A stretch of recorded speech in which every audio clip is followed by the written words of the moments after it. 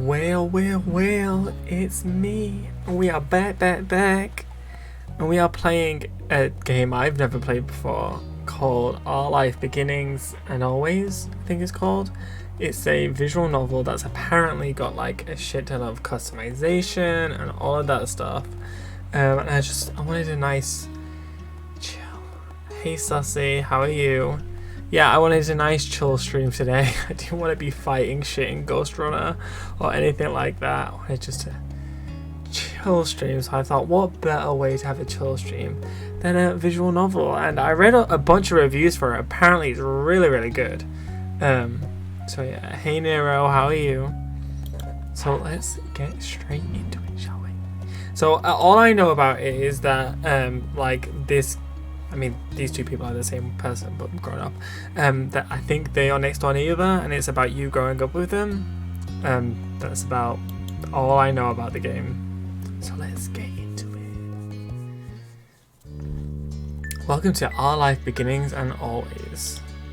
There are various ways you can customize and interact with the game. This tutorial is an overview of how certain features work. You can read the full tutorial from the main menu to learn about everything in detail. To start off, the game is divided into 3 time periods called steps. Step 1, childhood, Step 2, adolescence, and Step 3, teenaged. Isn't adolescence teenaged? Doing good, you? I'm good, thank you. I'm a little bit tired. I haven't slept yet. I'm planning on sleeping after this stream.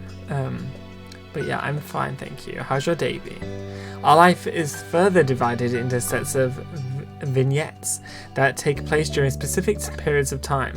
These are called moments. Moments can be played in any order or skipped entirely.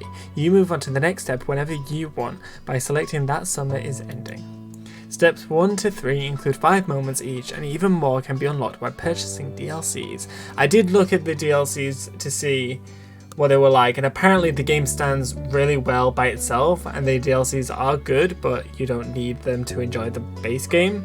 So I opted out not getting them. Hey Callisto, how are you? I'm watching Austin Powers, the spy who shagged me. During this month, I really want to watch a bunch of movies that are like iconic that I just haven't watched yet. Austin Powers is on there, so is Halloween, Nightmare on Elm Street, a bunch of movies like that, and Austin Powers is on that list.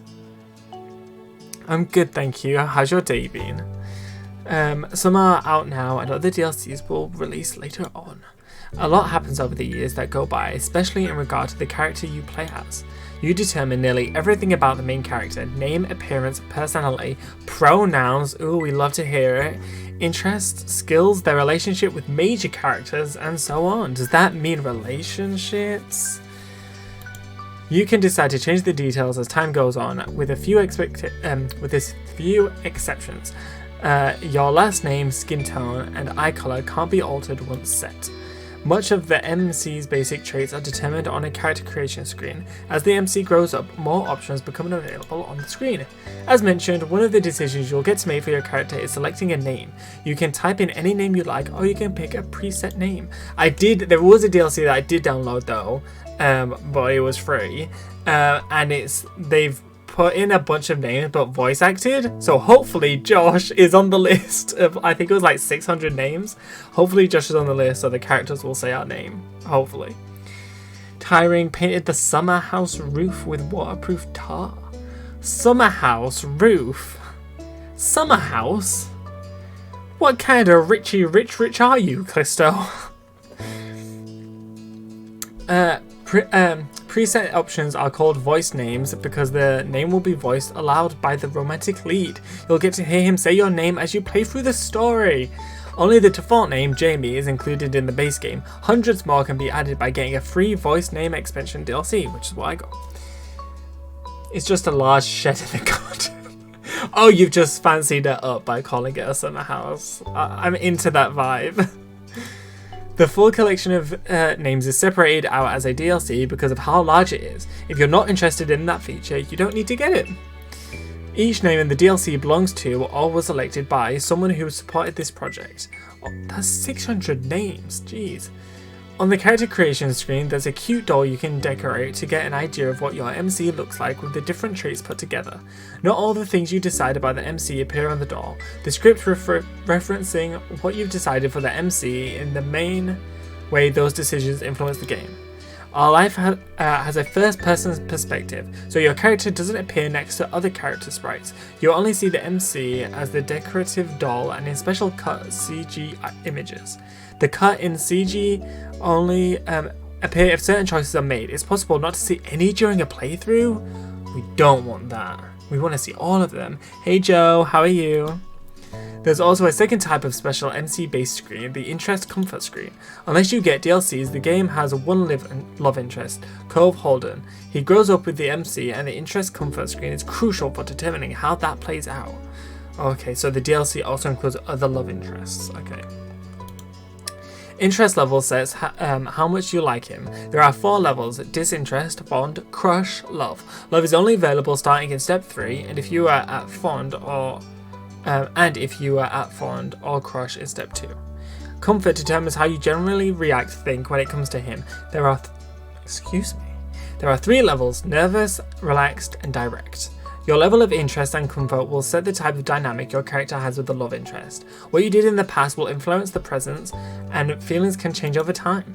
You get to pick your interest comfort near the beginning of every step. Comfort can switch between the 3 levels as you please. Your interest level can only stay the same or increase. Your current level of interest will become the new lowest option on the screen in the future. For example, this is a lot of a tutorial, isn't it? For example, if you decide to be fond in step 1, disinterest will not be available on the screen in step 2 and 3, which will make fond the bottom level option for your relationship. Interest level has an impact when it comes to physically interacting with Cove. While growing up, things are rather simple. If you get along with one another and have a close relationship, you can choose to touch him. What? Hey Brandon, how are you? If you... Wait, what? And Cove will occasionally interact with the MC in light-hearted or comforting ways, but starting in step 3, touching can become more romantic or suggestive if you are at crush or love. What? To make sure things go nicely with that, there will be an extra choice to determine initiative level, and a bonus mini tutorial that goes along with the choice to explain the feature in more detail. Basically, if you decide you like Cove, the game won't force you to act on those feelings. You can always choose not to get together with him, choose not to accept or give romantic gestures, etc. If you do decide to date Cove, though, you can't break up with him later. Jeez. It's everything or nothing. I'm good, thank you, Brendan. How's your day been? Interest comfort gets the basics down, but it's the choices that appear throughout the normal game events that decide what actually happens between the MC and Cove. And it isn't only the MC who is impacted by your decisions. Cove grows and changes over the years. How he's treated and what he experiences help shape who he becomes. In step 2 and step 3, Cove's personality, appearance, and interest will vary based on what happened in the previous step. It's something of a mystery exactly how your decisions end up changing him. You can try to guess as you go along, or if you prefer, you can also just design your own ideal Cove directly using the Cove Creator option that pops up at the beginning of steps 2 and 3. Making the choices you want is always more important than making a choice because you feel like you have to in order to get a certain result. When a choice does appear, usually you'll see that hovering the cursor over an option shows a certain colour, yellow, blue or green. The colours aren't related to specific points or effects, they're only there to give a bit of insight on the tone and emotion of the choice, since text alone can potentially be read in more than one way. Blue tends to be casual, straightforward, yellow more and more emotive, reactive, and green less certain, uncommitted. Though there are hundreds of options in our life, and not every choice menu falls in line with that pattern. Picking just one colour every time doesn't give a gameplay benefit, only stick to a certain type if that's what you happen to like, otherwise switch between them freely. Always pick yellow, never pick yellow, pursue romance right from the start, never romance the love interest, be disagreeable or admirable, none of them will lead to a bad ending. You're welcome to enjoy the events and shape the story without reservation, and then, if you like, you can play again to try something new. There's only ever more good content to discover. We hope you'll have a nice time with our life. Thank you for playing. Whew, I think the tutorial's over. Oh, Brendan, I'm sorry to hear that. Hopefully this stream will cheer you up a bit. They clearly haven't done Persona social links. Oh no, now that's it. Now that's complication. Okay, I think it's done. Oh, there's us! Okay. Face shape. We are kind of... I mean, we're relatively... I mean, we do have a bit of a chin. Yeah, I think maybe pointed. We're definitely not tanned. We're... Who is that? I guess peachy. Yeah, I guess peachy. Ooh. Okay, that's tired eyes. That's cat eyes. Okay, yeah, I guess this one. Eye color's blue. Although if they have a bluey green, that'd be perfect. Okay, they don't. It's either bright blue or bright green. I'll go with the blue. Hair. Oh, that's cute. That's Joe's hair. This game is very cute. So basically, it's a visual novel. So it's a story. But there's lots and lots of like dialogue options and stuff like that. So the story is impacted on our decisions. So that's really fun. That's basically what it is. That's pretty much our hair. But is there a coif hair? Possibly.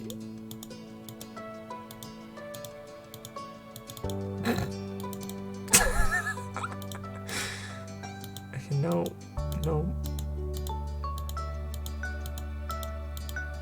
Ah, there we go. That's the hair I want. Okay, no.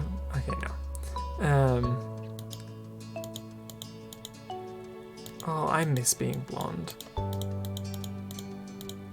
Okay, yeah, I guess we'll just stick with black. Because that's the closest we've got to me. He. Love that they've got pronouns. Josh. Should I put my actual last name? Yeah, I'll put Zilla. Ooh, here we go. Josh. Josh, please let there be Josh. Yes! Oh yeah! Yellow gay guy in crisis. Hey, I've been blonde 3 times now, and neither of those were crises. Okay, hand size. Chubby, slender, medium. Medium? I mean, or is it? I think maybe slender. Glasses. I really should be wearing my glasses, but I don't like. To be fair, I don't wear them on a daily basis. Not if I'm wearing them now. Okay, let's see. Birthmarks. I don't think I have any birthmarks. No scars. Freckles. I don't. I wish though. Oh, hats. Well, I'm definitely a necklace gay. I say not wearing one, but I am. Clothing types: pants, skirts, dresses, shirts. I mean, if pants class as jeans, then sure. Shirts, like t-shirts or shirts. I guess I'll just pick pants and shirts. Maybe a dress. No, I'm just kidding. I do wear hats, but only snapbacks. No, because then I have... Okay, I'll put hats down too. Not a bracelet kind of person. Definitely not a watch kind of person. And then that's me done. Summer in Sunset Bird was a special time of year. Your usually sleepy town began to bustle. It was a popular tourist destination, with people coming from all over to enjoy the beach, the weather, and the relaxation that came with both. The smell of the ocean, crisp and salty, hung in the air, bringing 3 whole months of schoolless vacation with it. During the summer, your mums didn't... Wait. Your mums? I have 2 mums? Your mums didn't like you to wander too far outside of your neighborhood, so you knew the area pretty well. That included the people. Families came and went from Sunset Bird, but they mostly stayed and did what your mum called putting down roots. They built businesses, they got to know each other, and they definitely said hello to the nice young kids who waved when passing their stores.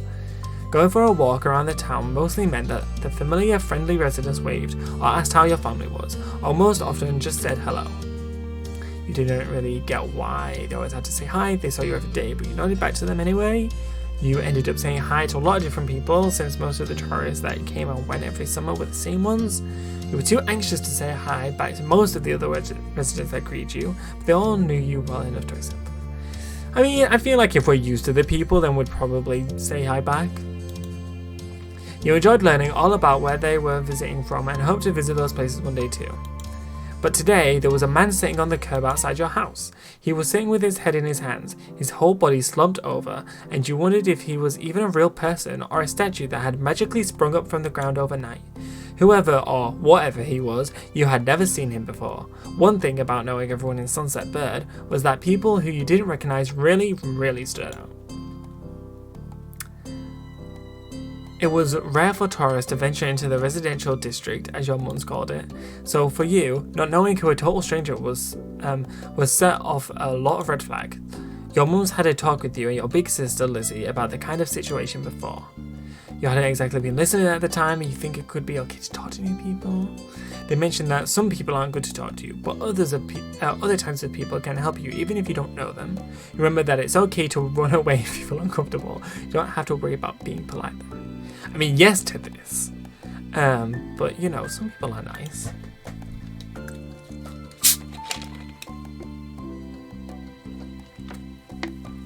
You weren't sure about this man yet.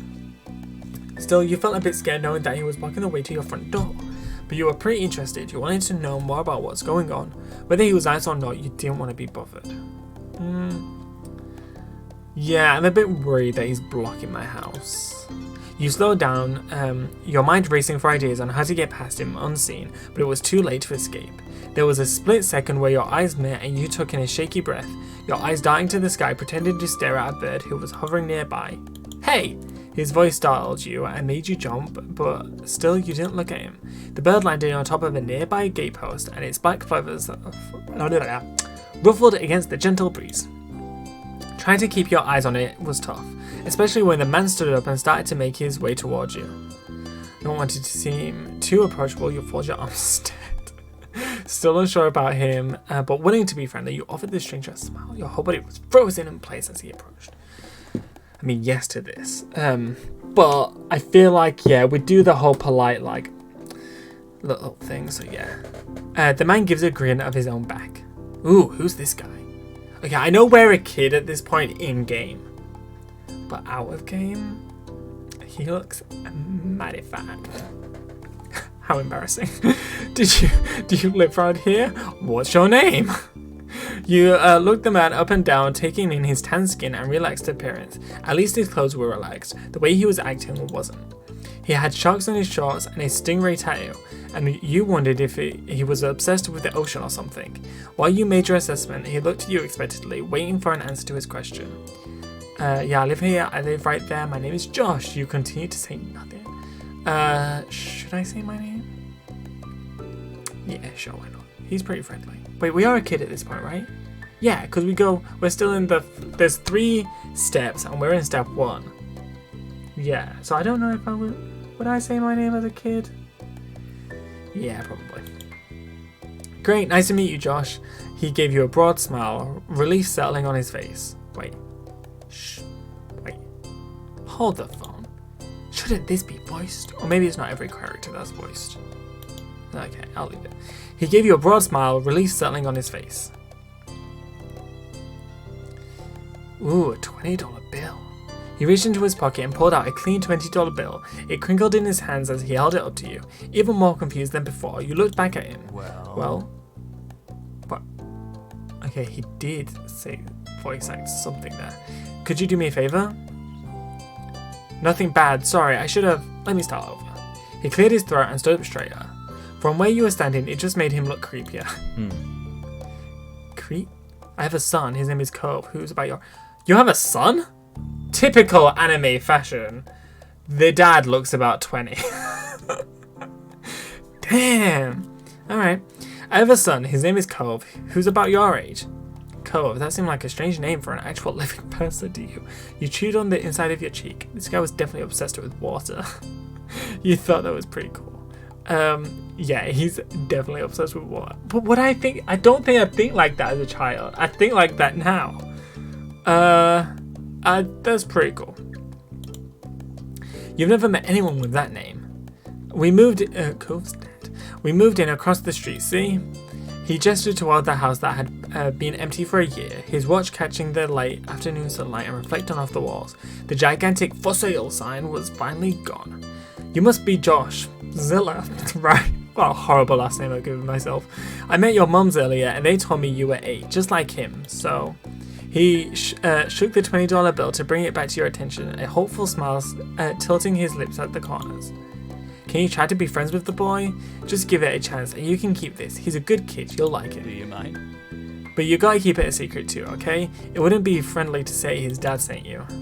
I mean, are you eyed the man? You kind of felt sorry for Cove. Did other kids really get their parents to pay for friendships? Yeah, I feel sorry for Cove. This definitely wasn't the normal way kids made friends, you knew that.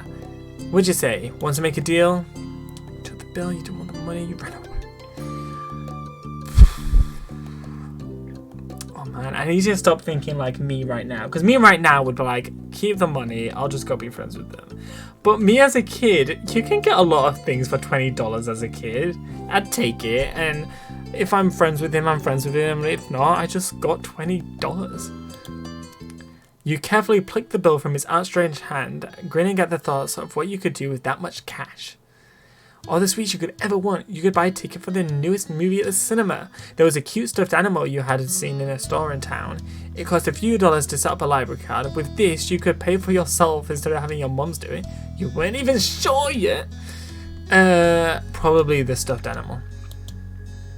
It was going to be able to go home with you. And that was just the start, you thought. The sky was the limit with that kind of amount. The man smiled at you, his eyes crinkling at the size as he did. Love when strange men give you money. In it. Hey Lance, how are you? I mean, we are a kid to be fair, which makes it creepier. And he's paying us to be friends with his son, which is even weirder. But still, it's all innocent. Great, that's great. I'll bring him by tomorrow. I wanted him to meet and greet with the neighbours today, but, well, I don't know where he's gone off to. He laughed when he said that, but with the way his face looked, you thought he actually wanted to cry. If you see him, can you tell him to come on home? He's got a pink cast and glasses. You can't miss him. Can I keep this either way? Sure thing, I can try. Okay, sure thing. This definitely wasn't the normal way kids made friends. You knew that, but you were still going to help. The man smiled and reached out to pat you on the head, paused before doing so, then pulled his hand away instead. Your mums are already checking around for me. Such a thoughtful group you are. Now I better go look too. Can't bet everyone else to work while I keep sitting here. I thought he might come back and... But that's not what's important. I have to go. Thanks again, Josh. So much. He jogged off down the street without another word. You decided to check the hills before your house. Behind your house, sorry. Behind. Step 1. First sight. The chirping of crickets in the tall grass greeted you, quiet and familiar. From top of the hill you could see the ocean. As you walked you listened to the crash of the waves on the shore, and the seagulls squawking as they settled down for the night. You've always loved the ocean, it was so much fun. You'd love to hear stories about the sea, about the merfolk and sea serpents you imagined living far beneath the waves. You didn't enjoy the beach all that much, especially the sand, which got absolutely everywhere. No, tell us about the mermaids. Sometimes you could almost convince yourself you had seen the flash of a shiny mermaid's tail in the distance. You took in a deep breath. You wanted to try to relax and couldn't. You weren't sure what, but something told you that you weren't alone, so you glanced around. There was a boy sitting at the top of one hill, almost completely hidden within the long grass and white flowers surrounding him. His head was buried in his knees, staring ahead by himself. For whatever reason, probably just that he wasn't paying attention, he hadn't noticed you yet.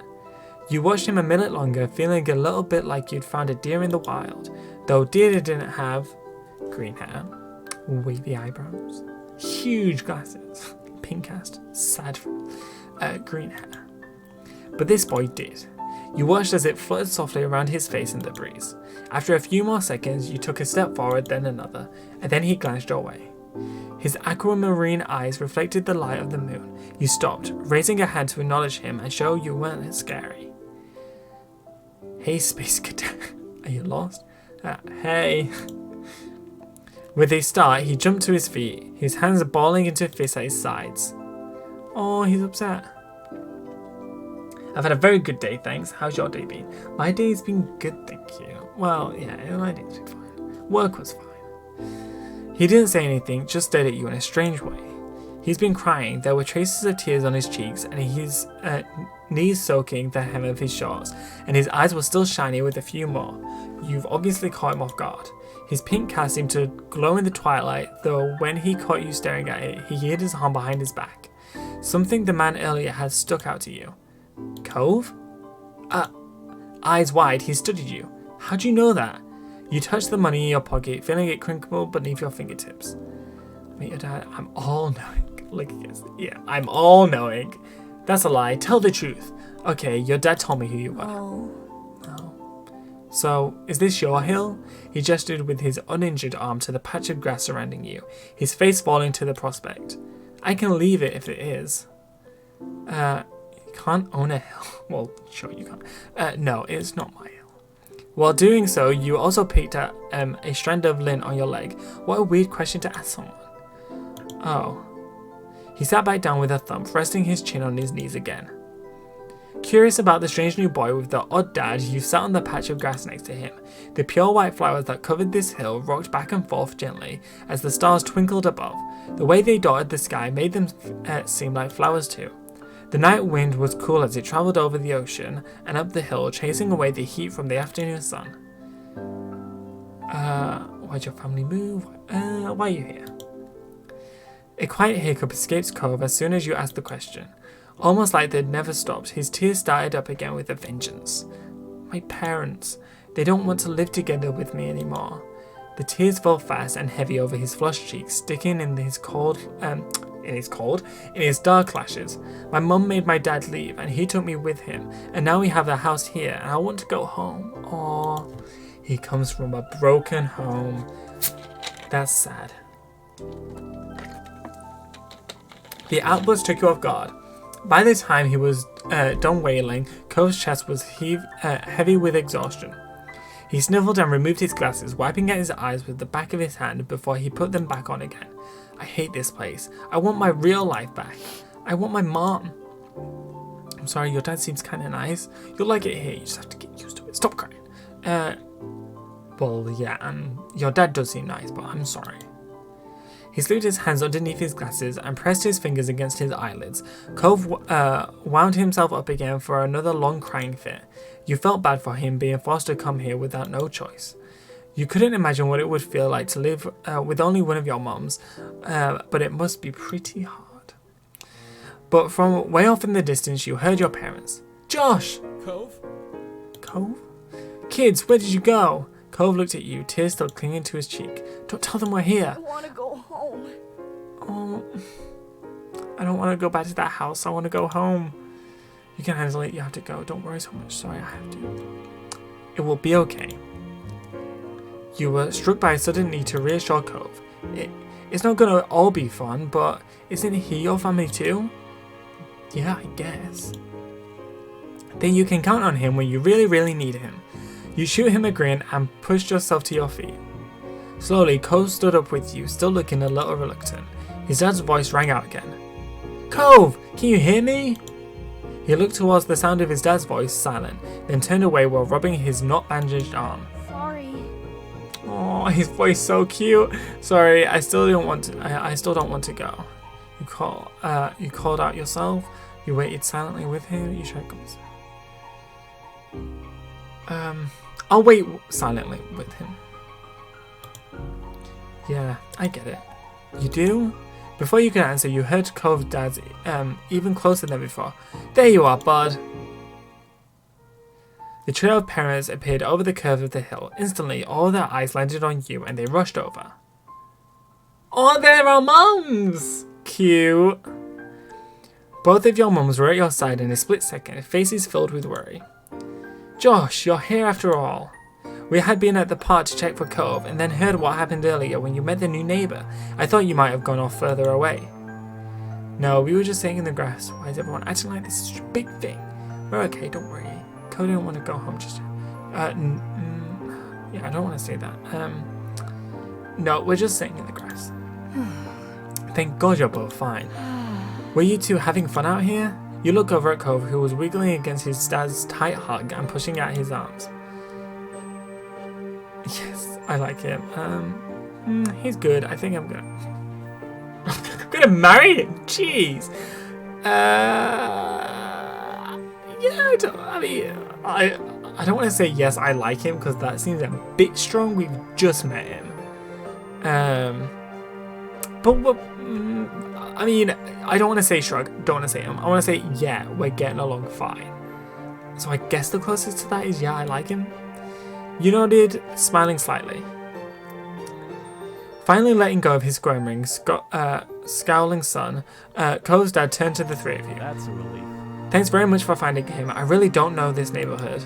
Good thing Josh knows this whole area so well. Absolutely, we should be getting home now. It's been a long day for us all. Say goodbye, Cove. Bye. Bye. The two of them walked off into the darkness, heading toward the neighborhood. You watched Cove's bright pink cast until it disappeared. Tell you what, we'll have a proper play date tomorrow, okay? Your new friend's dad wanted to bring him by to see you and Lizzie. How does that sound? It sounds like words. Jeez, rude kid. You nodded, ducking your head down. Sure, can I show him my stuff? Of course. Of course. Then okay, both your moms laughed, the sounds overlapping into a warm, familiar chorus. Mummy put her arm around your shoulder and led you towards the path. Satisfied and more than a little ready to go to bed after your long, exciting day, you followed them home. Choose your feelings for Cove. Ooh. Probably direct. We were probably pretty direct with him. I think we'll start with indifferent, since we don't know him that much. We're neither here nor there. Yeah, I think that's fine. You won't be able to change it till step 2? How long's step 2? You know what I mean? Because I don't want to start liking Cove. Nah, sure, we'll keep it indifferent. We're still children. Early the next morning, you are poking at your food, eating it slowly. Your sister Lizzie had run out earlier to go play, but you stay put. Today, just like your mums had promised, Cove was coming over to hang out. Excited to see your new friend again, Josh? We're not friends, really. Okay. With that said, are you done with your breakfast? Yeah. I don't know. Am I? Your bowl was entirely empty, so you nodded. Sure. Good job. He should be here soon. Cleanup began, and then on cue, there was a knock. It was hesitant, like the person wasn't sure they were in the right place. Still loud, though. We need to get a more obvious doorbell. I know. Josh, could you get that? Because Mum said so, you wandered over to the door. Hey, Zilla family. Josh, be like, we're not friends. Okay, Crystal, we can't be fuck buddies quite yet. We're 8 years old. I don't know what age you guys started at, but I didn't start that young. Hey, Zilla family, thanks for having us. Mr. Horden, as your mums have called him, and his son was here. Cove looked different in the bright lighting of your living room, and when he wasn't crying. With his dad standing in front of him, Mum and Mummy behind you, you and Cove looked at each other. You studied Cove apathetically. This was the parents' plan, not yours. Not seeming any more excited than you were, he just stared back. Do you want to go play in your room, Josh? Sure. I've got some cool stuff. Come look. Okay. Take care. Let us know if you need anything, you two. Have fun, kids. See you. See you later, son. Play nice. You led him to your room. Oh, we got a cute little sheep, cute drawings. Are they books? DVDs? I don't know. Got a big wardrobe. You led him to your room, puffing out your chest a little bit at the sight of your treasures. There were lots of stuffed animals, lots of stuffed animals, a cool bed, a window to look out. It was a great room. You hadn't had anyone to show it to in a while, but you were really proud of it. He leaned in a little closer to one of your drawings on the wall. I like this. Thank you. You're welcome. You smiled at him. You were proud of that particular piece of art, and you were glad he noticed it. He turned to look around the room a little more, studying the books on your desk and the pictures on the walls. You started to feel a bit nervous. You felt the atmosphere was kind of awkward. You were glad for the company. You hoped he liked her. I mean, I don't think as a kid I would have been that aware of this situation, so I probably would have just hoped he liked my room. You had put a lot of effort into making your room as nice as it was. You hoped he didn't say anything bad about it. Break his other arm! Joe! Oh, why are you so evil? Nah, Josh is after the dad, not Cove. You'll have to win him over before he goes for your mums. I mean, I don't think as an 8-year-old we can go for Cove's dad. His dad is very hot though. But I don't think his dad is going to go for our lesbian mums. Then his eyes landed on the tiny box of beach things you collected, tucked away by your door. He took his steps closer to it before hesitating and pointing at it instead. What's that? A hoard of stuff I found on the beach. Oh. Do you have any driftwood in there? Dragging the box into the middle of the room, you and Cole flopped down next to it. I do. Look. You gestured to a piece at the bottom, still covered with the specks of sand. Neat. This is a good collection. You got this sense from the tone of his voice that he wasn't just saying it to be nice or to be like Shiloh. He actually meant it. I forgot about Shiloh. Shiloh? He's friends with my older sister, and he's supposed to hang out here this afternoon. Do I have to see him? You don't have to do anything, but he's going to be here. Anyway, I found this gigantic shell here stuck to an even bigger rock. You pulled out seashell after seashell, explaining where you'd gotten each one, holding them up against the light. There were big ones, small ones, pink, purple, and orange. Most of them you washed off in the bathroom sink when you brought them home, cleaning off the sand. Over the past few years, you've even learned some of their scientific names. The collection was so huge and varied that you had lots of funny stories to tell for all of them. Your voice faltered a little bit, but you kept going as best you could. I guess funny stories? Apparently fascinated, either by the stories or by the shells themselves, Cove listened with what looked like the full force of his attention. Like when you almost got pinched by a hermit crab while searching for shells, and after watching him scuttle back into the ocean, you found another empty shell that was almost a twin to his home. It was a new experience to be the center of such dedicated focus, even if it was only directed at the shells. Kids, come down to the living room. You could tell the idea was making him unhappy, but Mummy wasn't giving you much of a chance to hang around. Cove hadn't been like this meeting you. You guessed it was because he thinks you found each other by accident, not that a parent made it happen. Mr. Holden must be right that telling Cove his dad was part of that would be a bad idea. Before you knew it, you'd both been escorted downstairs and deposited in the living room, ready for Sheila's visit. The two of you sat side by side on the floor of your home's entry. I brought the box of shells. I want to keep looking at them. Okay, but we can't shut that. Nah, great. You do you, boo. Bust it open. We can keep looking while we wait for Sheila. Cove reached in and pulled out a big orange one. Oh. Like he hadn't spoken aloud yet, he turned to you and held it up, his eyes shining. I think this one is the best one. Best of them. That's my favorite too. I like a different one best. I can show it to you. Yeah, you can have him. Cove looked at you in surprise, his eyes going wide. Really? Sure, you like it a lot, right? But I don't want to take it from you. It's okay. You got the impression he was hesitant to accept something because he didn't know you very well. No, I'll insist. No, it's okay. Yeah, it's okay for you. You pushed the shell against Cove's chest, willing him to receive the present, but Cove firmly shook his head and kept his arms tightly at his sides. It was a battle you couldn't win, at least not today. Cove was your neighbour now. Maybe you could give it to him another time. That's fair. The two of you were still sitting on the floor looking through your collection of beach findings when the doorbell finally rang. Cove jumped, startled by the sound. Since the person hadn't knocked, you figured it was probably Shiloh. He knew where to look for that. Lizzie's friend? You nodded, but that didn't seem to make Cove feel better. It was already obvious that Cove didn't hide his feelings well. You could tell that he was thinking right away. This isn't a good idea. It's just Shiloh, and where would you even go? He's at our only door, and if you go upstairs, he'll find you. Cove glanced around the room, his eyes wide, and finally paused with his gaze locked on the back of the house. I can go out the window. He was already walking towards it. Scrambling to think of something to say, you stepped forward, then paused. Do we want to break your other arm? Is that a threat? Sheila is the least scary person alive. Cheer up, Sheila's gonna like you. Please don't get her. I'll come with you. Good idea, let's go. Please don't get her. I'm worried, what if something happens? The distance from the first floor living room window wasn't far, but you could tell it made Cove nervous anyways. He touched the cast on his arm.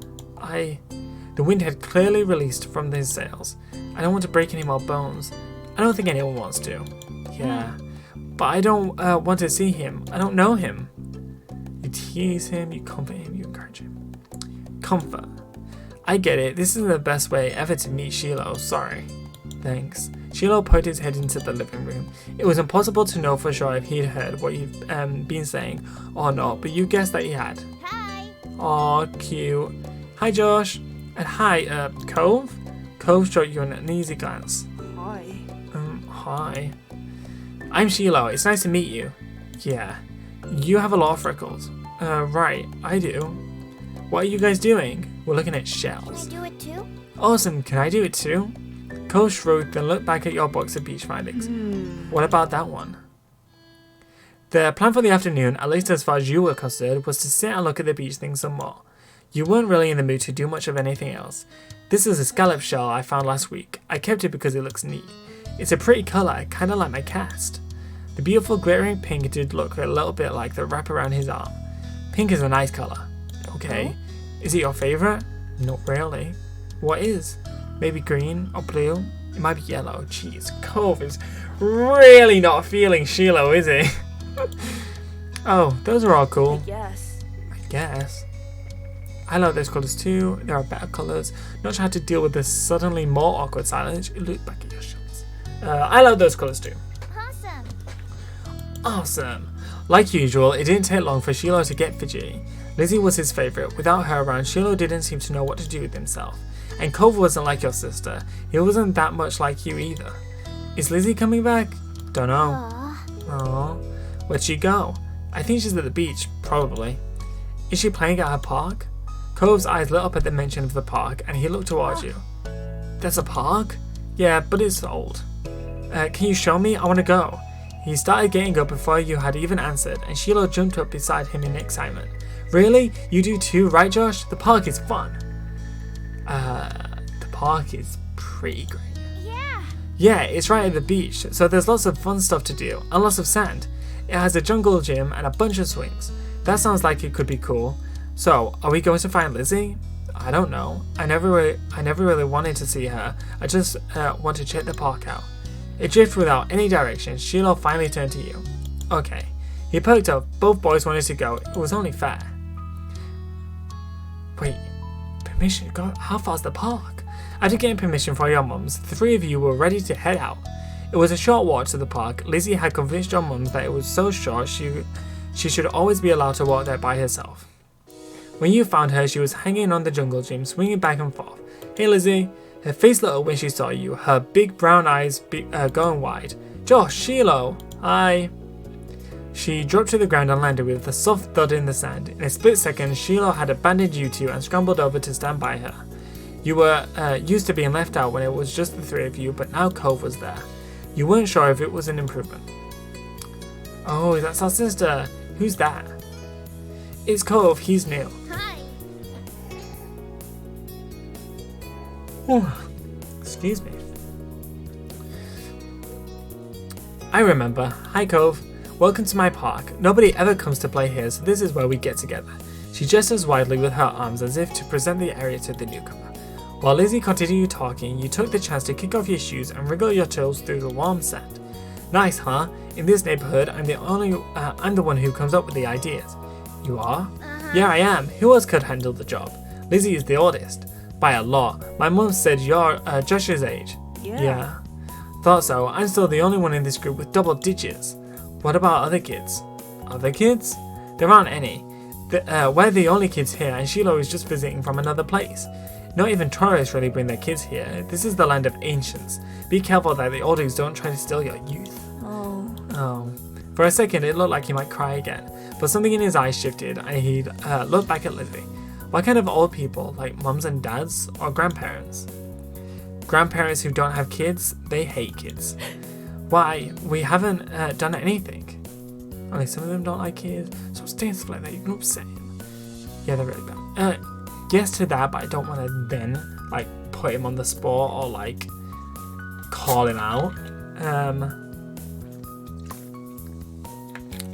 Only some of them don't like kids. God, visual novel really takes it out on your jaw. You interjected quickly. Hoping Lizzie wouldn't take things too far, Cove sniffled, his forehead creasing with worry. Lizzie was staring Cove down, but Cove wasn't even looking at her anymore. He didn't seem to care that she was there. He went into his own head. Sheila was the next one to speak, completely unaware of the situation. I met Lizzie and Josh in school. You'll see tons of kids there once summer is over. I don't want to go to a new school. I don't want summer to end. Sheila looked down to the dirt. He hadn't had much luck striking up conversations with Cole. I like summer vacation a lot too. All the building tension in the air suddenly vanished when Lizzie left. As Sheila's discomfort at how weird she thought Cove was, as something else entirely, you didn't really know, but she laughed, face scrunching up. Okay. Welcome to Sunset Bird, Cove. Take a seat, put up your feet, and get used to it. Ugh. Is right. For the rest of the summer, Cove was always there. You saw him more often than Sheila, and on some days when she was in a bad mood or busy, you even saw him more than Lizzie. He became a staple of your everyday life, the way sun and lunch and the beach were. The first summer you hadn't really been interested in him one way or the other. He was just kind of a fact of life, someone you met with because he was there. Of course, that was only the start of things. Moment select, step 1. Grown up, shopping, long days, sandcastle pipelines. A bunch of library things. And then summer end. And then that's when we go into the next step. So we need to do all of these. Let's start with... we're the beach, kind of. Let's go with the sandcastle.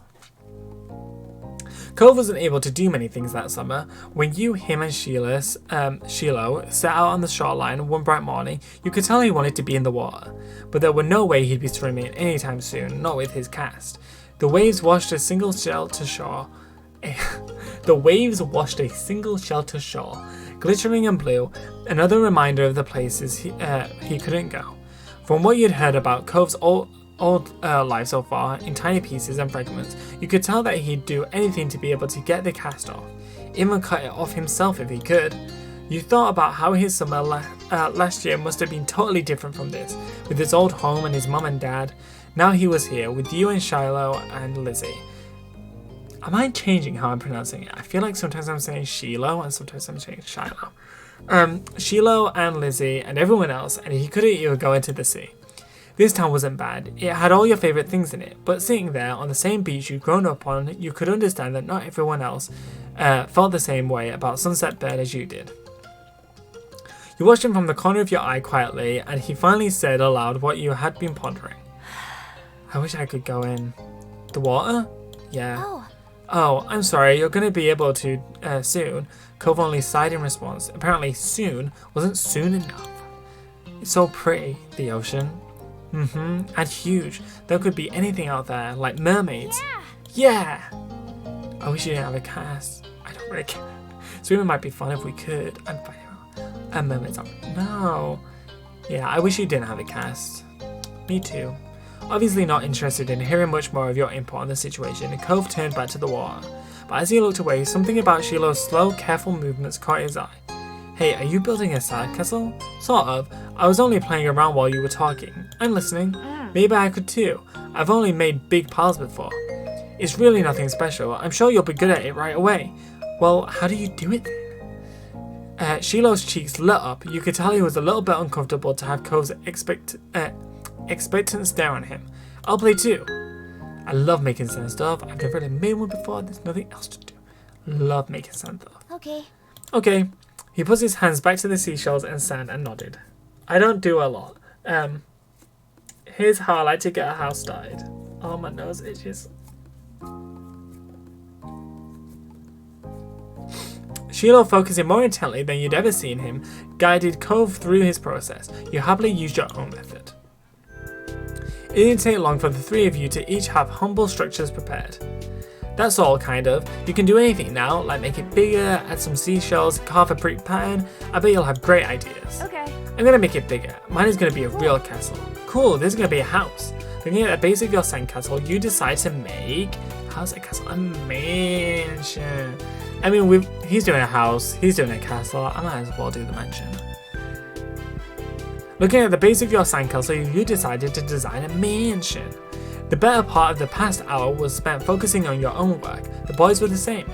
Even Shiloh didn't sneak as many peeks at everyone else as he usually did. You finished shaping before either of them did, glancing up from what you built. It seems you got done so fast because they already searched around for extra decorations. Shiloh had grabbed most of the really interesting stuff, and Cove had a lot of the shells, but there were still options. The first thing you searched for was a blue seashell, green piece of blue seashell. It was the best fit for your mansion, you decided. The blue colour of it still reminded you of the clear water. So you decided, you displayed it in front and centre, making it a headline feature of the whole thing. Pleased with your result, you finally took a proper look around that wasn't focused on the sand itself. Both Cove and Shiloh seemed super immersed though. You knew you could probably sneak a peek at either one's work. Check out Cove's sandcastle, check out Shillow's. I mean, yeah, I would sneak. The castle Cove had built looked surprisingly tidy, especially for someone in a cast. He must have worked really hard. He wasn't even finished digging the huge gaping moat in front, but it was already enormous. You got the sense from his enthusiasm. You got the sense from the enthusiasm he was digging with that the doctor was probably going to find a bunch of sand where he finally removed the pink plaster. The silence was then broken. Once on top of your Shiloh, you peeked closer and discovered something shiny sticking out of Shiloh's sand chimney. Oh, it's just a gum wrapper. It looked like smoke. Right. It's good. That's smart. Yeah, I didn't think of that. I guess I don't see. It should be an architect. Kind of looks more like a one. You should be an architect. You'd be good at it, Shiloh. Shiloh smiled without a word. And that was that for the current topic. Josh, can I see what you did? Sure.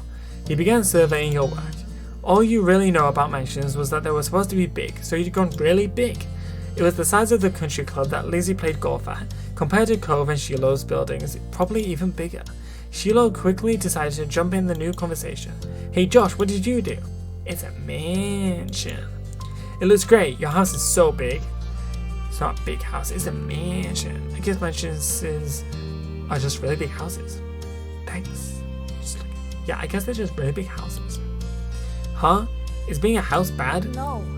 No, but we each made our own place. Nobody is the same. I think we are. Cove raised an eyebrow at that. If something is only one of that thing, that makes it special. Yeah, for sandcastles and stuff. People too. My dad always says how everyone is their own man, a real individual. I don't think I'm very special. Why not? Nobody else is you. Shiloh simply shook his head. I'm not different. A beep passed between the two. Cove then looked down at his own work again. Okay. He didn't seem to be bothered leaving the disagreement hanging there. Cove had other things on his mind. What? Save? Like I'll save.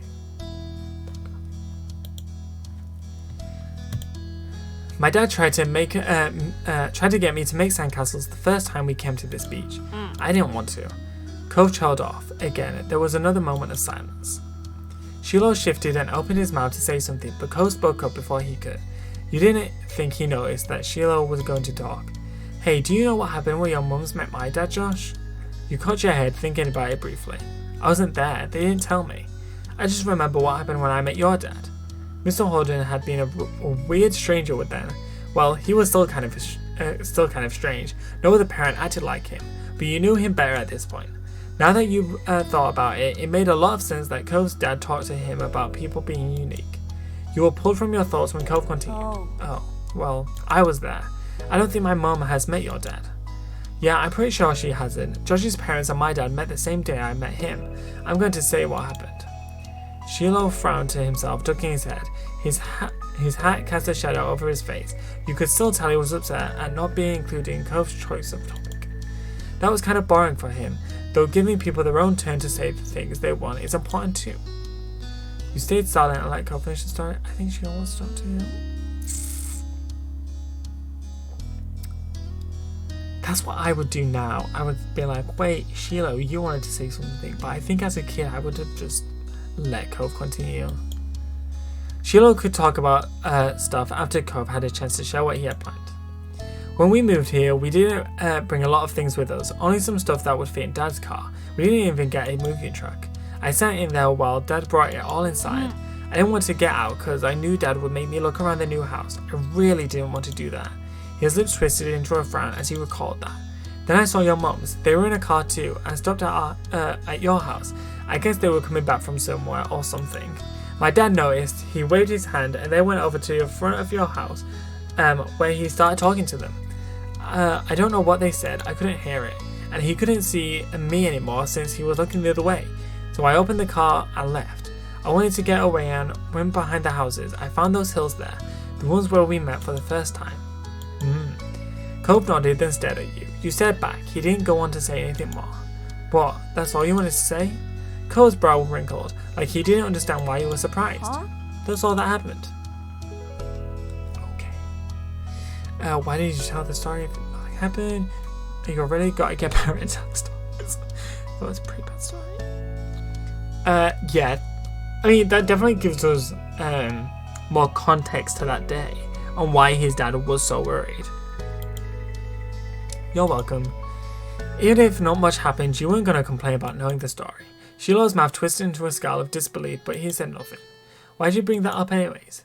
There was a slight shrug of Cole's shoulders. Well... I was thinking about it because of the sandcastle. It made me remember when I moved here. Dad showed me the beach first before he went back to the car to unpack. He was really excited about it for some reason. Cole's brow furrowed a little more as he quietly raked his hands through the sand. I get it. You thought maybe Mr. Holden wasn't that excited about the beach and was instead hoping Cove might be. But the line of conversation had come to its end. Even Cove was done with it. Some other topic had popped into his head. Sheila, fidgeting uncomfortably in the sand, had made Cove aware of his presence again. They looked at each other, and you could only wonder what this might be about. Hey Sheila, yeah? Why are you always turning so red, even when nothing is happening? Clearly startled, he jerked back. Neither you or Sheila had expected that to be how he got included in the conversation again. I don't know, I guess. Okay, it's kind of weird. Sheila's eyes were wide with embarrassment and his lips twitched, and he was blushing even harder than before. Maybe it wasn't only this, perhaps it was simply the last straw, but it was a big deal to Sheila, a huge deal. He didn't just look sad, he seemed almost panicked. You weren't sure if he was about to cry or run away or what, but you soon got an answer. Why do you wear glasses? Most kids don't wear glasses, and nobody is named Cove. You to come. Oh, who asked you to come? It was probably just your dad bugging Josh's family some more because you don't have anyone else who'll play with you. Cove blinked. The tension on the beach was suddenly uncomfortable in a way you didn't know how to move back. Jeez, Sheila. Way to just drag him through the dirt. It didn't seem like the kind of thing that he'd get upset about, though you hadn't even known what kind of thing would bother Sheila. I'm sorry. Me too. I was just wondering. Hey, let's play some castle. You try to play. Are we gonna build more? Yeah, I would nervously mess with the sand. You picked up some sand and turned it over in your hands. There didn't seem to be much you could do to stop the fight, and you weren't sure what to do with yourself. Cove looked over at what you were doing and started building his own set of walls. Shiloh took a breath before kneeling back down to his own patch of sand. It seemed they both decided to try playing again. You were glad for that. You all went back to making more sandcastles, but the whole mood had changed. Shiloh's cheeriness was clearly gone, and Cove looked as confused as ever about why the other boy had blown up. The air stayed uncomfortable the rest of the afternoon, right up to the moment that Shiloh's mum appeared at the beach to take him home. Cove and Shiloh had almost followed your lead and barely said a word. His mum standing behind him, even Shiloh's goodbye had been quiet, friendly, cheerful, but noticeably quiet. But with Shiloh gone and the sun going down, you knew it was time for you and Cove to head to your own houses, so you lead the way on the path back home. The walk home was quiet. You passed by familiar landmarks, shoes thumping against the sidewalk in their perfect unison. Cove was clearly caught up in thinking about something. Yeah, let's ask him. You didn't want to leave it hanging in the air, so you decided to just ask. Why are you making that face? Oh, I was just wondering. Cove fell silent again for a few more seconds, then sighed. Why did Shiloh act like that when I said he was all red a lot? You were being rude to him? You're just being a baby? You shouldn't make fun of him? I don't know, it's just Shiloh. He gets embarrassed. You shrugged at Cove and asked. He gets embarrassed. I mean, it was kind. Oh no, go. Oh, fuck.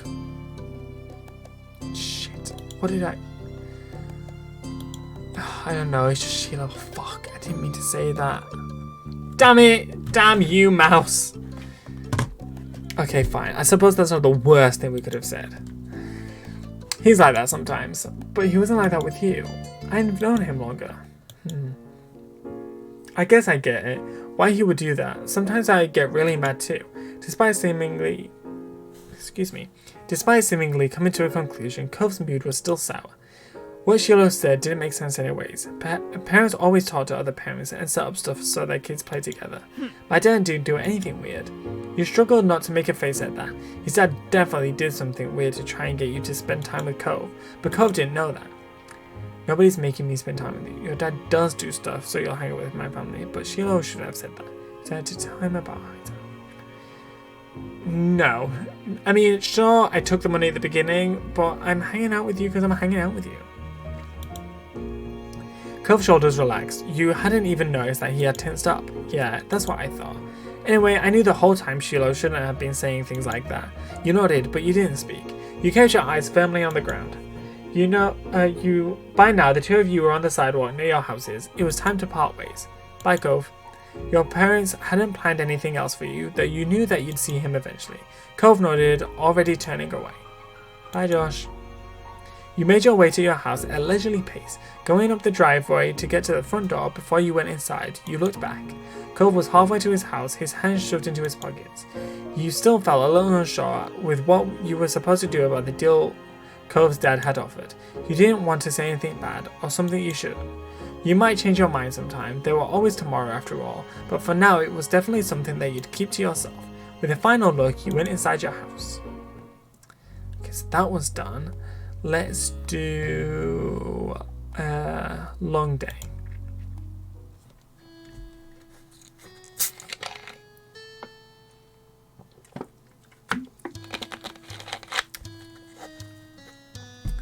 It was another scorching summer day, the kind where no sooner had you finished one cup of water, you were already filling it up again. Everyone else had something on, so that afternoon it was just you and Shiloh. This didn't happen much, especially since Cove had arrived.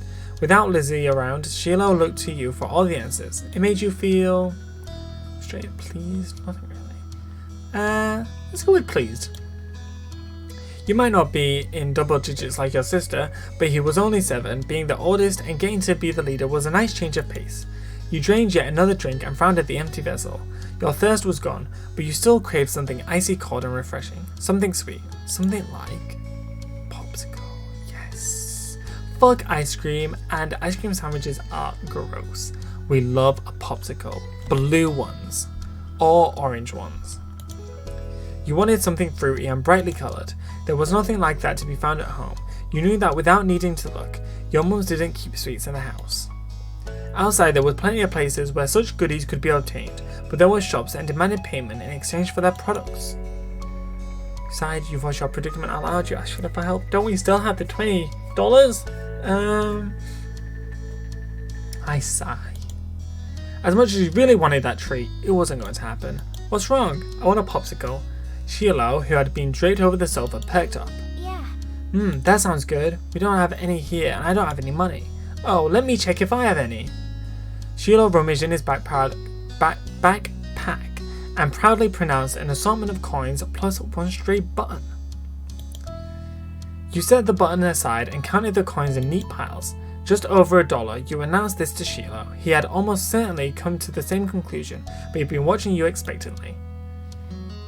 It's a start. Shiloh beamed at you. We'll need to find some more. Okay. The two of you lifted couch cushions, took tiny hands down deep crevices in the sofa and under furniture and scoured the back of drawers. Most of what you found was useless or gross, bent paper clips, fluffy wisps of dust, or sandy crumbs. but every so often one of you would strike silver or bronze and add it to the growing pile of coins. Your mind wandered to the $20 bill tucked away in your room. It was enough for you and Sheila to get whatever you wanted and more, but you didn't take it out. That was too special to hand over so freely. Besides, Sheila would be curious about where it came from and might even mention your wealth to Lizzie. The exchange had been a secret. Dusty and disheveled from checking every room and squinting into every tiny nook, the two of you finished pooling your hands. Sheila held his breath as you counted the coins once again. $2.53, 2 buttons. You didn't know when the second button had decided to join the party, but you were too pleased with your successful haul to throw it out. Is that enough? You figured he knew the answer, but you appreciated him recognizing your authority on financial and ice cream matters. You straightened up before making your pronouncement. Yeah, we've got enough. You could now afford something at the shops, just one thing, but that was infinitely better than none. Sheila clapped his hands. Yay! The two of you dashed outside. The promise of sugar what? Bioid? Nope. Something. No, no, dunno. Something to our destination where, breathless but happy, you stared at the overwhelming number of options. You knew what you wanted, but it wasn't just you who had contributed the funds to get the treat. He seemed to notice your pause. Are you getting a popsicle? Sheila asked as though he was entirely separate from the decision, rather than someone with a stake in the outcome. Do you mind? Sheila cocked his head to the side. It was your idea, you should choose. Went and got what I wanted. Let's try it's okay. You tried to get something you both wanted. Are you sure it's okay? Yeah. Really? Really? Pleased, you bought the dessert you'd longed for. Sweet success. Finally, the reward for all your hard work was in your hands. You sucked on the fruity popsicle you bought. The icy treat cooled you down perfectly, and the zesty flavour was refreshing. You held it out to Sheila so he could take a turn. He shook his head. Finish it. You can finish it. He didn't want any? After everything he did to help get it? That was weird. No, I'll try to include it. Even if Sheila said it was okay, every story you've ever seen on TV or read in a book said that sharing was caring. You stood your ground, even as the treat started to trickle dangerously towards your fingers. It's only fair that you have some. We both bought it. But you wanted more than I do, and getting to play was a lot of fun already, so you can have it. That's more fair. You held it out to him. I want you to have some even more than I want to finish it, so eat your part. Relenting, Sheila took the treat and gave it a taste. His eyes lit up. Thank you. It's really good, thank you. You smiled pleased with your good deed. You picked the best one. Did he mean that? Sheila was always nice no matter what happened. Even if he hated it, you knew he wouldn't say so. Maybe he thought it was gross, and that's the real reason why he didn't want to take some. You had no idea. You studied him as he ate a little more. He had every appearance of enjoying himself. Still weird. The two of you began to head home as he ate. You walked side by side on the shore in silence, but your thoughts kept drifting to the boy beside you. Why didn't he speak up for himself? It was almost as if Sheila didn't know how to say what he felt, or was too afraid to. You figured it was his problem, didn't care. You scared of me? You thought that was kind of sad? Are we friends? Sheila opened his eyes wide, seemingly caught off guard by the blunt question. Yeah, I think so. He says that, but friends should be able to talk to each other without being scared. If Sheila wouldn't do that, were you even really friends at all? He rubbed his hands together nervously over your non-reaction. I'm sorry. You weren't sure how sorry he would be without knowing what he even apologizing for, but you shook your head. You didn't do anything. It was true. Sheila hadn't done something mean. He'd gone out of his way to make you happy. That didn't seem like it should be a bad thing, yet it bothered you. I just don't know if you like me. It's like it doesn't matter what I do, you're gonna act the same. I could be anybody and you wouldn't care. No, I like you. I really, really like you, Josh. I want to be friends. Okay. You smiled hesitantly at him and his fidgeting ceased. Even though you weren't sure if you believed him, this was only making things worse. You decided that maybe there were all types of friends. If Sheila wasn't able to do things differently, this would have to be alright. Sheila made you unsure about setting a label on the experience of spending the afternoon with just him. There had been good times and there had been confusing ones. You were positive of one thing at least, the treat was delicious and that was nice. The sun was low on the horizon as you returned to your neighborhood. There you spot two familiar figures up ahead, Lizzie and Cove. You open your mouth to make your presence known to them just as you saw the tears on Cove's face. You walk straight over, Shiloh at your heels. Once there, you defended Cole, took a moment to make a joke, accused Lizzie of causing trouble. What happened? Without a time machine, the only way you were going to find out was by asking the witnesses. Lizzie might have done something, but she could have been in the wrong place at the wrong time, or even come to Cole's aid. You wanted to hear the story. Cole, what happened? Josh. Oh, he said my name! Oh, cute. I got yelled at. He took a deep, steadying breath.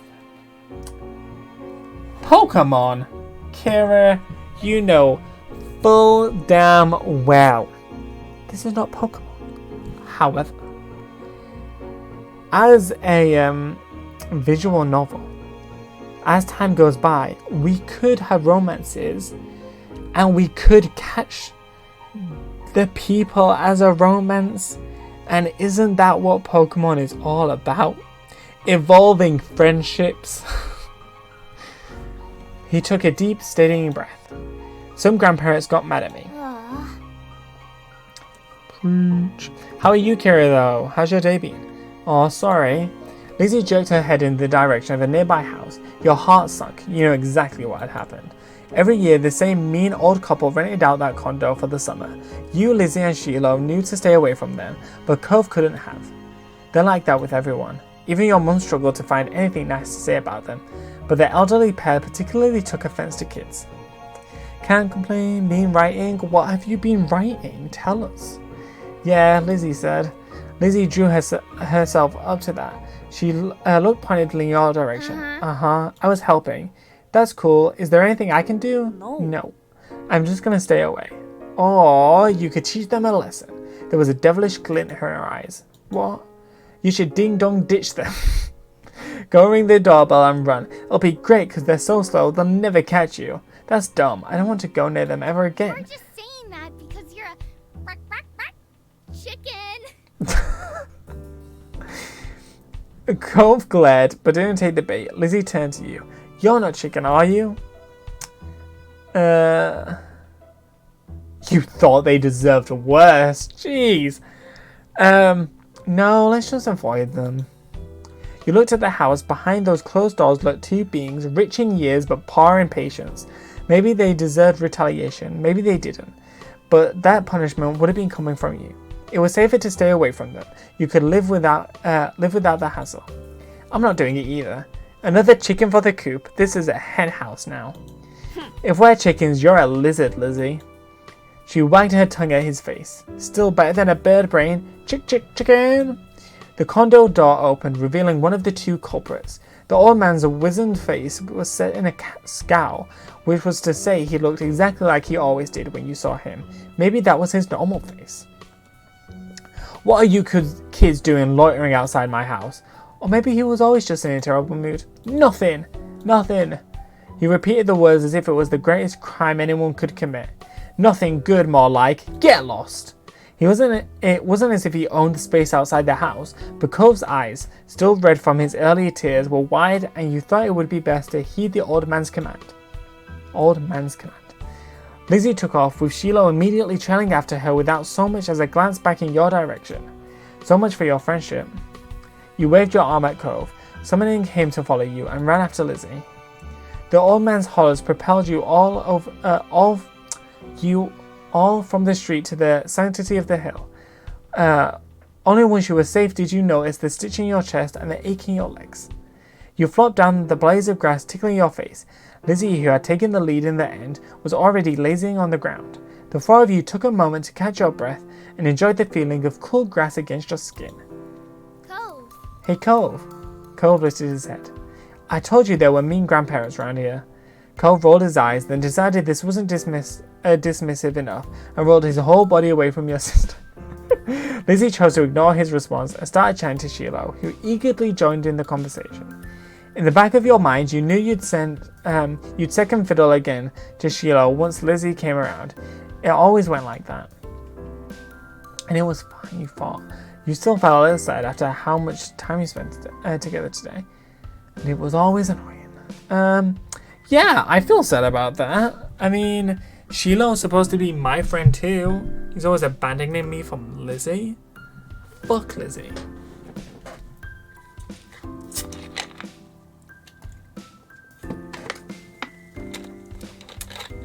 You were hoping the two of you might have become closer, but you had to let it go. He was happy where he was. You closed your eyes and laid on your side and relaxed. Some time passed with you like that. It felt good to take a real break. You moved onto your back with a small smile and looked at the darkening sky. The blanket of clouds reminded you of a thick throw you curled under on cold rainy days. You wondered if the clouds would be as soft. They lazily floated on by, splitting from each other, merging and morphing into new shapes. You saw a dolphin, you saw a car, you saw an alpaca, you saw a smiley face, you saw cloud shapes. Dolphin. You saw a dolphin leaping through the sky. You nudged Cove and pointed to it. Look, a dolphin. Cove joined you in gazing skywards. Yeah, I see it. Really? No. But I like dolphins. Hey. He chuckled at your reaction.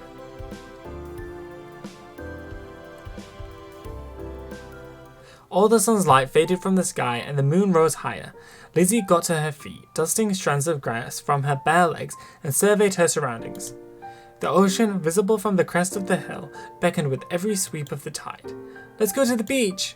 There was no argument from the other two. Shiloh was still Shiloh, and Cove could never say no to going to the shore. He was a child of the sea. You want to go there too? We're too tired. We're happy to do what the others wanted. Objected to them. Too tired to argue.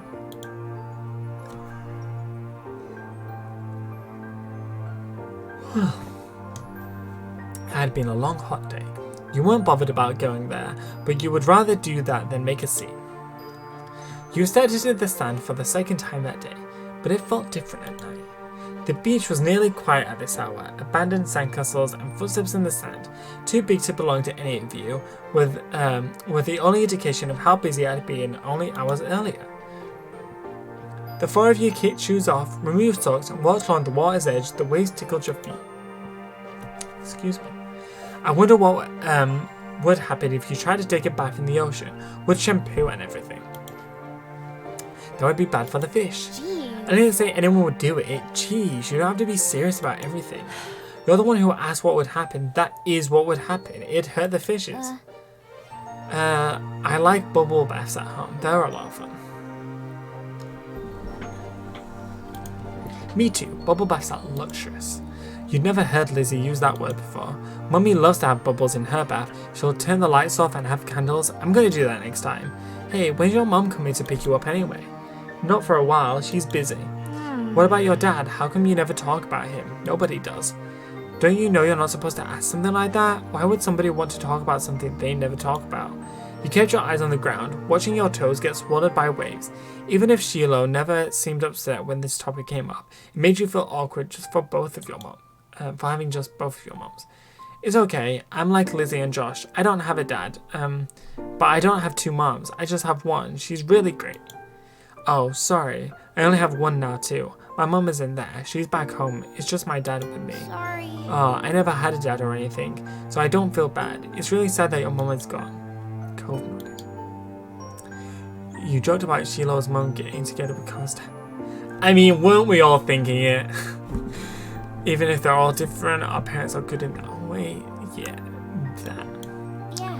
Yeah. Cove couldn't muster a response. You don't think he truly disagreed though. The silence broke with a splash as Lizzie kicked in your direction. Cold water and sodden sand spattered against your legs. Lizzie giggled, foot still outstretched from the kick. Cove joined in, striking the incoming waves to make a splash of his own. Shiloh scurried out of Cove's spray zone with a grin. Retaliate! You use your foot to smack the water pooling around you, sending an arc of sea foam flying back onto your sister. Oh fuck, sorry. You laughed as she pluttered some of the salty seawater, having landed in her mouth. She spat it out. Yuck! Lizzie chased you, intent on revenge. You dashed up and down the coast, taking it turns to be the predator and the prey, as well as joining forces to take down Shiloh or Cove. Alliances were silently forged and wordlessly broken. Everything was fair game in war. Sheila's brief exclamation was drowned out by the biggest splash yet, caused by him falling face first onto the ground.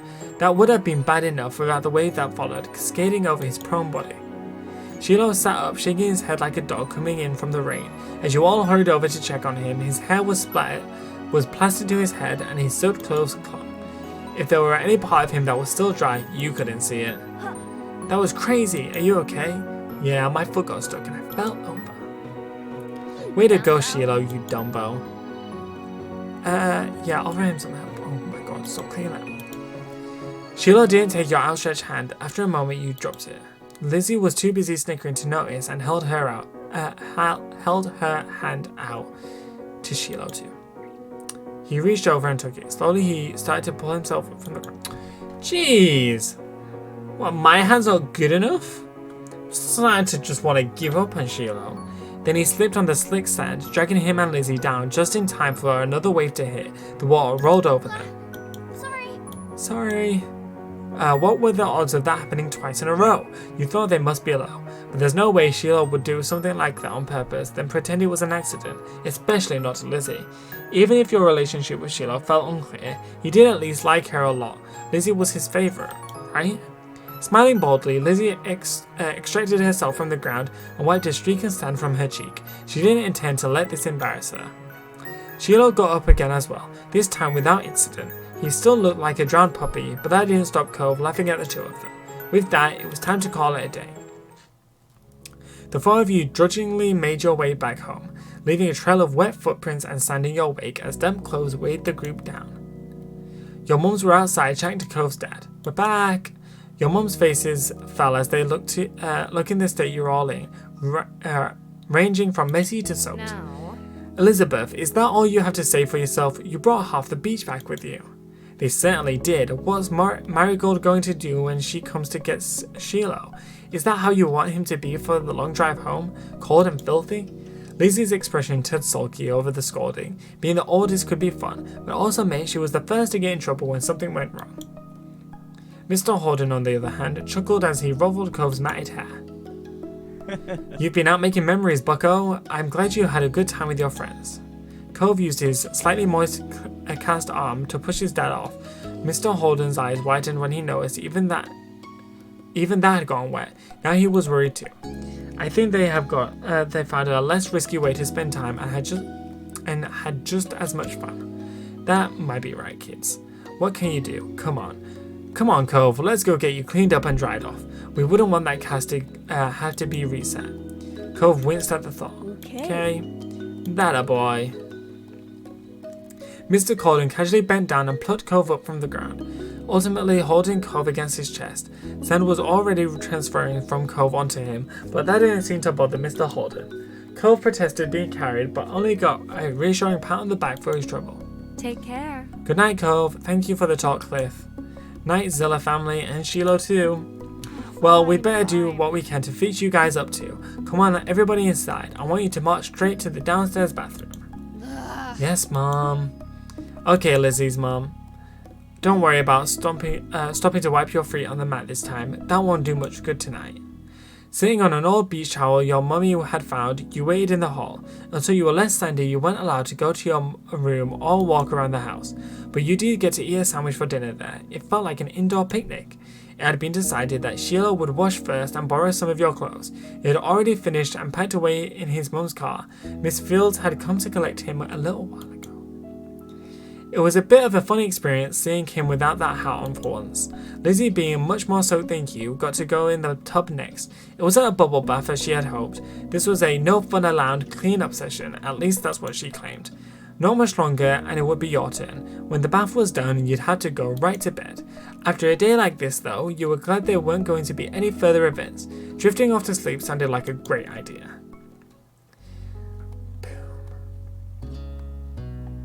These are really... oh, Jesus. Ugh. Damn. Sorry. Did not mean to do that. Save. Yes. Cool. Right. I'm very sorry, guys. I know we're only an hour and a half in, but I think I'm going to call it there. I keep yawning, which isn't good. and I need to get some sleep before work, which I have in 5 hours. But I really enjoyed this. I played a couple of visual novels before, and I had varying degrees of enjoying it.